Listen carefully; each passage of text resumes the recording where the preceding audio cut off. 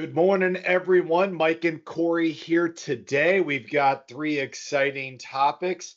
First, I'm going to say you hear these things like sell in May and go away, and then another one Corey's going to address. You hear this topic: the market always goes up, and there's some certain caveats to that, and we're going to dive into that, as well as the inflation report came out today, which is going to be some good news, at least in my estimation.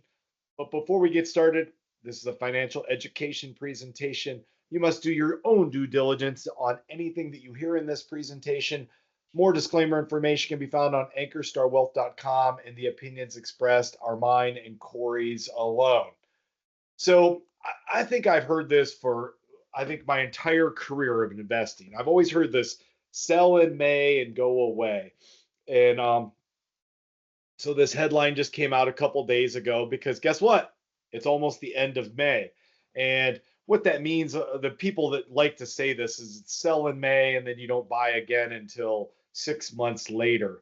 And I think where this originated is, in the past, businesses may have summer months, they may take off. There's investing volumes go down in the summer, things like that. However, in today's digital world and investing, it's on all the time. So what would have happened if you had followed this advice? And you can kind of get the headline that it says, this May, and I know today the market's down just a little bit, so we can't quite celebrate yet, but it is the best monthly performance since 2023. I know that's only 2 years, it's only a year and a half ago, but anyways, and possibly since 1990, but probably not. Probably not going to hit that number. So, and I'll scroll down in here, and I think I highlighted a little part. As of Wednesday, the market was up 6%. It's not quite up that high still, but still, it's on the biggest monthly gain since November 2023. And this is why market timing does not work. And it may seem like, hey, if I look at historical data, 100 years, 50 years, I should sell. This is where you get burnt. And I've seen the same thing in football. They'll say, the Bengals after Monday Night Football, they're 0-6 against the spread. So never, there's things when you look at historical data, you can always find things to match what you want, but that doesn't mean it plays out going in the future.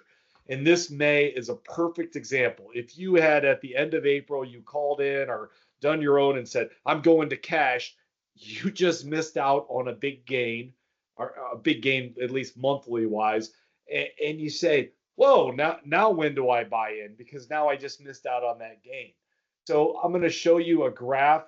This is the S&P for the month.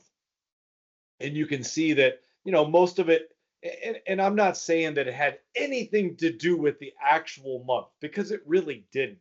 But what it is it's, the tariff news pushed the stocks down, and then the relief from that tariff news let the stocks go back up to where they probably should have been all along. So this one's the S&P. You can see it. And if I pull back to a year to date, you can see it's really just flat from the year. But it dropped big in April, as we all know, and it recovered mostly in May. Same with the NASDAQ. So here's the NASDAQ. It might be even a little more pronounced. And I'll back up to a year to date again. Same thing.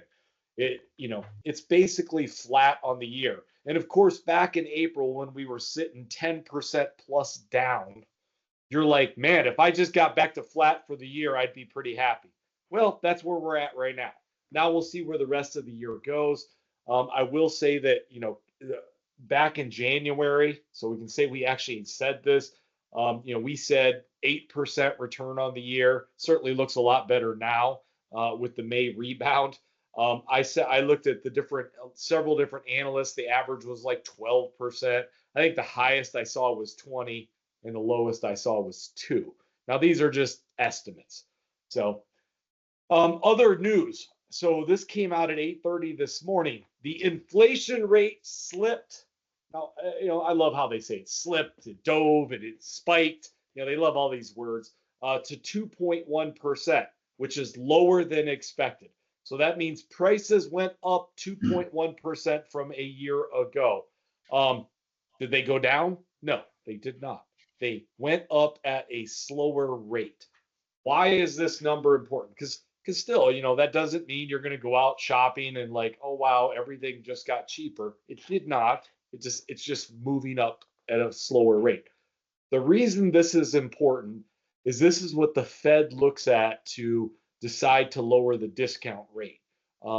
So that's a very important number. They look at inflation and they look at unemployment. So the target for inflation is 2.0, and it got as high as 9% back a few years ago. So it's down to 2.1. What this means is it's getting closer where the Fed can take their foot off the brake a little bit, and whether they actually press the gas, we don't know, but at least they can take their foot off the brake. This is what Trump wants. He wants the rates to be reduced so businesses have more money to invest. But this supports that. And of course, a lot of people said when you put in tariffs, it's going to cause inflation to spike. So far, it has not. And this is validation. Will it in the future? It potentially could. I mean, I don't know, but so far it has not. This is good news for us. This is good news for those of us who are invested. If there was not a headline today on China issues with tariffs, I think this would cause the market to go higher. I wouldn't even be surprised if the market does go higher by the end of the day. It's possible. We will see, because this is the kind of news that normally the market's like, yay, it's time to buy. So we will see. We'll get more analysis into what components went up and what components are still flat. I imagine housing and auto insurance are still the two key drivers. But I'm just gonna say good news. So with that, Corey, take it away to other market. I don't want to say urban myths, but the market always goes up, right? Yeah, well, I want to speak to what you mentioned there at the beginning, which is hold on, which is that volatility that we saw this year, and kind of expect over time. So just two little charts. We've got one which is, and think of this, you're talking to a newer investor, somebody who's trying to understand kind of what to expect as an equity holder out there.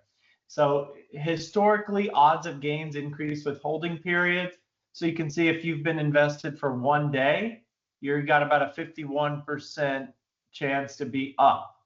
1 week, you've got about a 57% chance to be up.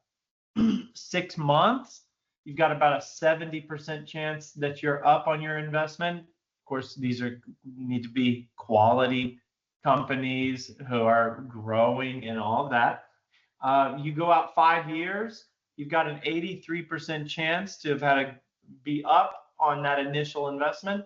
And then you go out, no one has held stocks in the United States for 20 years and been down on their investment. So, and of course, holding period, you're talking an overall bucket of stocks called the S&P 500. An index fund. Yeah, if somebody's out there playing games, flipping coins, then spinning bottles or whatever, then you could end up being down. Yeah, this is somebody who has stuck with the market over a 20-year period. Good point, Mike. And that includes the Great Depression. That's where that 20-year one comes in. When the markets went down 90%. Now, I can't even fathom. Yes, I did not live through that. I can't even imagine looking at my portfolio, seeing it down 90% and being like, I'm sticking with it. 20 years later, at least I'm back to where I started. That's that last one there. Yeah, and what's not on the chart? So you talked about what is on the chart, right? This assumes the S&P 500, possibly like an index-related investment, something like that. What's not on the chart is that dollar cost averaging superpower that Mike and I have highlighted on the show before. So if somebody was, this would be like, oh, you invest $100, 20 years later, you got back to even. If someone was dollar cost averaging, investing every month, every quarter, whatever, every paycheck, another $100 or something or more, then they would have been way ahead far before the 20-year mark. By the time they got back to even at the 20-year mark, they would have been way ahead because they would have been buying at significantly lower prices along the way. Now, this is the good news kind of, is that we have some assurances, right, if we stick with it. But if we stick with it, what are our odds of experiencing a bear market, which would be a 20% drop in the S&P 500, according to different holding periods?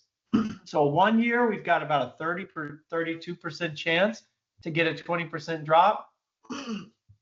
Mike, I've seen some new investors who came in the market like November, and boom, they got it. They got it right away in this March and April. So good for them. They hit, I mean, maybe they're unlucky, right? But look at their situation. Things are okay. Yep. That would be an unlucky investor, and things are still okay.